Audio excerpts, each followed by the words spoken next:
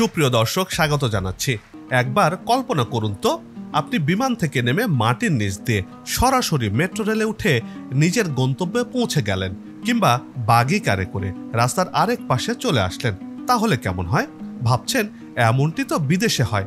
ইস, যদি এমন একটি পথ বাংলাদেশে হতো তাহলে কতই না সুবিধা পাওয়া যেত। এবার সেই কল্পনার মতো একটি পাতালপুরী ঢাকাতে নির্মাণ হচ্ছে, যা হচ্ছে দেশের দীর্ঘতম, দৃষ্টিনন্দন আর সর্বাধুনিক সুযোগ সুবিধা সম্বলিত একটি পাতাল পথ, যা কিনা এই এলাকার বর্তমান চিত্র বদলে দেবে। প্রশ্ন হচ্ছে, কোন এলাকায় এমন পাতালপুরী নির্মিত হচ্ছে? এটির মাধ্যমে কি ধরনের সুবিধা পাওয়া যাবে? এই আন্ডারপাসটির কোন দিক দিয়ে প্রবেশ এবং বের হওয়া যাবে? কবে নাগাদ এই প্রকল্পের কাজ শেষ হবে? এসব প্রশ্নের উত্তর সহ এই প্রকল্পের আদ্যপান্ত নিয়ে সাজিয়েছি এবারের পর্বটি। বিস্তারিত জানতে পুরো ভিডিওটি দেখুন। দর্শক, চলুন চলে যায় মূল ভিডিওতে।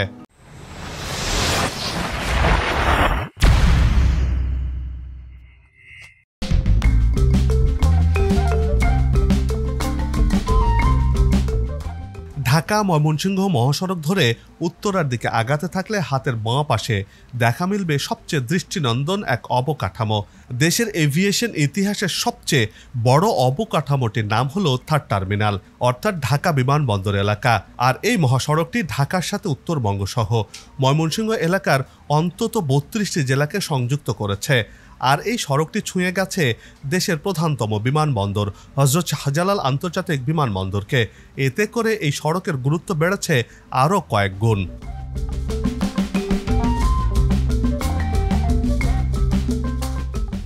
এই বিমানবন্দর দিয়ে বছরে প্রায় 70 থেকে 80 লাখের মতো মানুষ দেশ বিদেশে যাতায়াত করে থাকেন। এর সাথে প্রতি বছরই 8% হারে আকাশপথে যাত্রী বাড়ছে। সেই হিসেবে আগামী কয়েক বছরের মধ্যে এই টার্মিনালের যাত্রী চলাচলের সংখ্যা কোটি ছাড়িয়ে যাবে। আর এসব যাত্রী এই সড়কটি ব্যবহার করে থাকেন। তার সাথে তো রেলপথ আর সড়ক পথের যাত্রী রয়েছেই।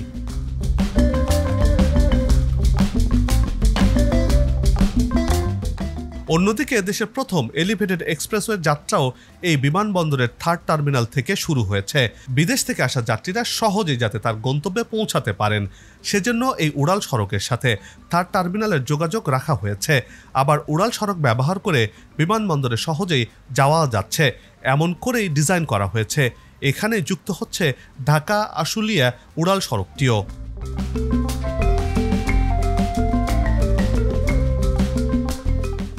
আবার ঢাকা মেট্রো রেল 1-এর যাত্রাও এই এয়ারপোর্ট এলাকা থেকে কোনো রকম যানজটের কবলে না পড়ে সহজে যাতে করে বিমানবন্দরে যাওয়া আসা করা যায়, সেজন্য এখানে পাতাল রেলের ব্যবস্থা করা হয়েছে। এরই মধ্যে দেশের প্রথম পাতাল রেলের কাজও শুরু হয়েছে। এই বিমানবন্দর এলাকাতেই রয়েছে হজ ক্যাম্প। হজ মৌসুমে মানুষের চলাচলের সংখ্যা বেড়ে যায় এখানটাতে কয়েক গুণ।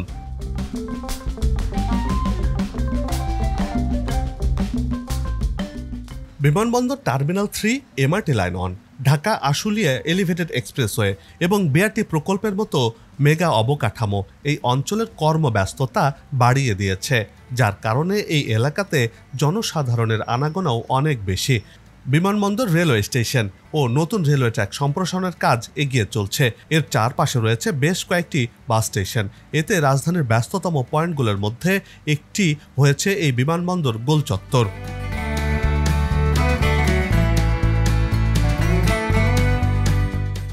ব্যস্ত সড়ক পারাপারের জন্য বর্তমানে বিমানবন্দরের সামনে একটি পদচারী সেতু রয়েছে, যা ব্যবহার করে প্রতি ঘন্টায় সর্বোচ্চ 15,000-এর মতো মানুষ রাস্তা পারাপার করছেন।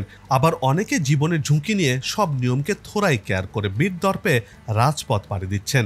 সেই সংখ্যাও নেহাত কম নয়। এই কারণে এই জায়গায় প্রায় তীব্র যানজট সৃষ্টি হয়, ঘটে দুর্ঘটনাও।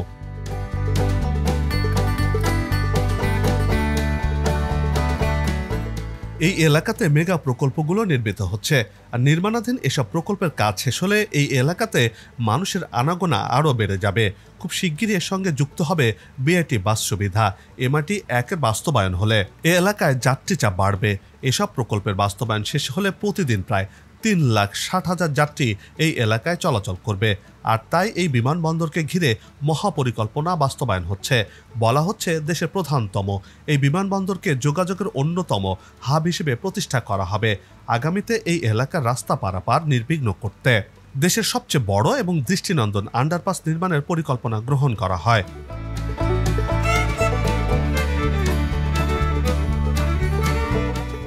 বিমানবন্দরের এই মহাপরিকল্পনা প্রণয়নের আগে 2017 থেকে 2019 সাল পর্যন্ত একটি সম্ভাব্যতা সমীক্ষায় দেখা গেছে বিমানবন্দরটি 2035 সালের মধ্যে 2,20 লাখ যাত্রী পরিবহন করবে, সব ঝামেলা এড়িয়ে সহজেই যাতে করে এই ব্যস্ততম সড়কটি পারাপার করা যায়। সেজন্য 2018 সালে এখানে একটি আন্ডারপাস নির্মাণের নির্দেশনা দিয়েছিলেন প্রধানমন্ত্রী শেখ হাসিনা।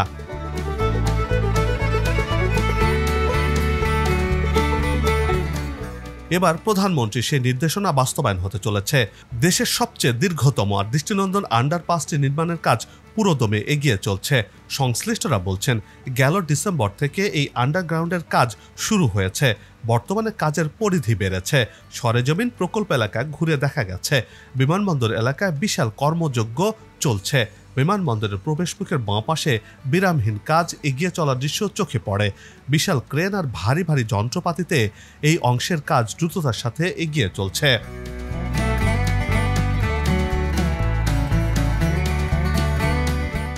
সড়কের আরেক পাশ অর্থাৎ হজ ক্যাম্পের অংশেও কাজ শুরু হয়েছে। এজন্য রেল লাইন পার হয়ে যে সড়কটি হজ ক্যাম্পের সামনে দিয়ে চলে গেছে সেটি চলাচলের জন্য বন্ধ করে দেওয়া হয়েছে। আগামী 4 মাস এই পথে সব ধরনের যানবাহন চলাচল নিষিদ্ধ করা হয়েছে। তবে পায়ে হেঁটে চলাচল করা যাচ্ছে আর তা দিয়ে স্থানীয়রা চলাচল করছেন, আর পাশ দিয়েই চলছে নির্মাণ কাজ।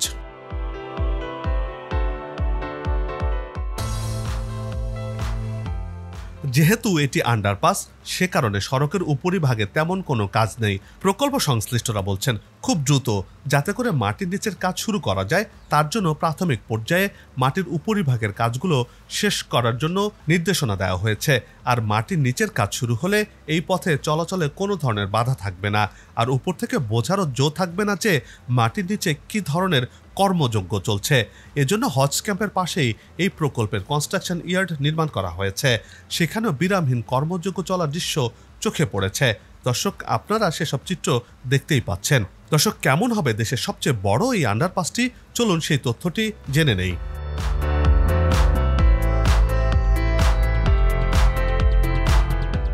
উন্নত বিশ্বের আন্ডারপাসের আদলে নির্মাণাধীন এই আন্ডারপাসটিতে 9টি প্রবেশ ও বহির্গমন পথ রাখা হয়েছে। হজ ক্যাম্প, আশকোনা বিমানবন্দর, রেলওয়ে স্টেশন, হজরত শাহজালাল আন্তর্জাতিক বিমানবন্দর টার্মিনাল 1, টার্মিনাল 2 ও টার্মিনাল 3, বিমানবন্দর উত্তর গেট, দক্ষিণ গেট ও এমআরটি স্টেশনে থাকবে আন্ডারপাসের প্রবেশ এবং বের হওয়ার পথ। এর মাধ্যমে হজ ক্যাম্প থেকে সরাসরি বিমানবন্দরের টার্মিনালে যাওয়া যাবে, আবার বিমানবন্দরের টার্মিনাল থেকে সরাসরি মেট্রো রেল স্টেশনে যাওয়া যাবে। যাত্রী ও পথচারীরাও নিরাপদে বাস, বিমানবন্দর ও রেল স্টেশনে পৌঁছাতে পারবেন।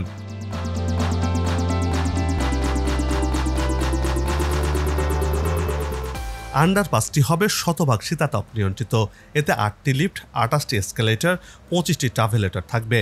চলমান ওয়াকওয়ে হিসেবে পরিচিত ট্রাভেলেটর রাখা হয়েছে।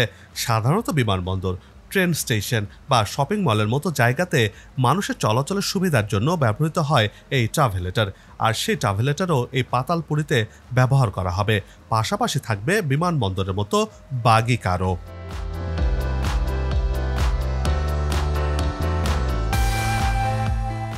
নকশা অনুযায়ী লিফটে করেও আন্ডারপাসে ওঠানামা করতে পারবেন পদচারীরা।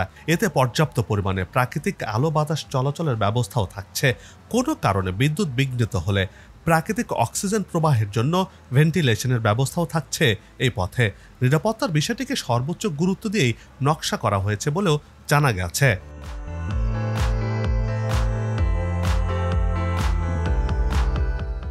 দেশের সবচেয়ে দৃষ্টিনন্দন আর সর্বাধুনিক এই আন্ডারপাসে পর্যাপ্ত পরিমাণে অগ্নি নির্বাপন ব্যবস্থাও রাখা হয়েছে। প্রায় 1.5 লাখ লিটার পানি রিজার্ভ রাখা হবে এতে। অন্যদিকে আন্ডারপাস টানেলে ভাষা আন্দোলন, মহান মুক্তিযুদ্ধ, বঙ্গবন্ধুর জীবন ও কর্ম এবং বাংলাদেশের সংস্কৃতির বিষয়টিও তুলে ধরা হবে। এক কথায় বলতে গেলে এটি একটি ল্যান্ডমার্ক আন্ডারপাস হিসেবে রাজধানীর বাসীর কাছে ধরা দিতে চলেছে।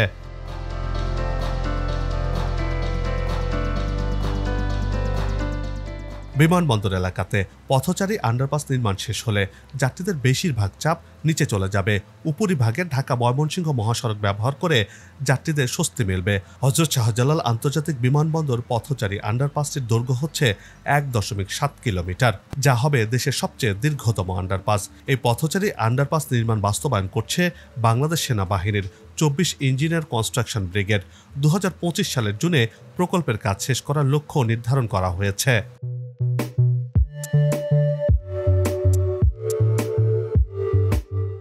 এই প্রকল্প বাস্তবায়ন হলে বিমানবন্দরের সামনে নিত্যদিনের বিপজ্জনক ঝঞ্ঝাট দূর হবে। যানজটের দূরত্বে ফ্লাইট মিস হবে না যাত্রীদের। উপরে এলিভেটেড এক্সপ্রেসওয়ে এবং নিচে আন্ডারপাস দিয়ে দ্রুত বিমানবন্দরে পৌঁছাতে ও বেরোতে পারবেন যাত্রীরা। বিমান যাত্রীদের ঢাকা এয়ারপোর্টের কাছাকাছি পৌঁছালেই সরাসরি আন্ডারপাসে যেতে হবে, আবার বিদেশ থেকে এলেও বেরোতে হবে আন্ডারপাস দিয়ে। এয়ারপোর্ট থেকে বের হয়ে সরাসরি আন্ডারপাস দিয়ে চলে যাওয়া যাবে রেল স্টেশন, হজ ক্যাম্প, বিআরটি, এমআরটি স্টেশন ও এলিভেটেড এক্সপ্রেসওয়েতে। এমন সহজ ও নিরাপদ যাত্রা করা যাবে এই পাতালপুরি দিয়ে। ভবিষ্যতে আন্ডারপাসটি একটি মাল্টি মোডাল হাব হিসেবে বিবেচিত হবে বলে জানা গেছে।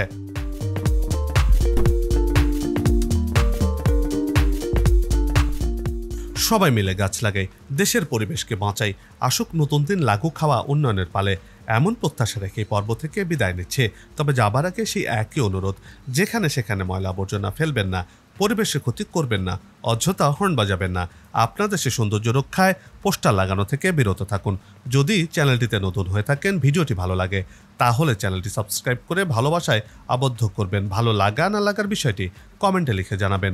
কি ধরনের ভিডিও দেখতে চান তাও জানানোর অনুরোধ রইল। আগামীতে আবারও দেখা হবে নতুন কোনো জায়গা, তথ্য, ইতিহাস আর উন্নয়ন চিত্র নিয়ে।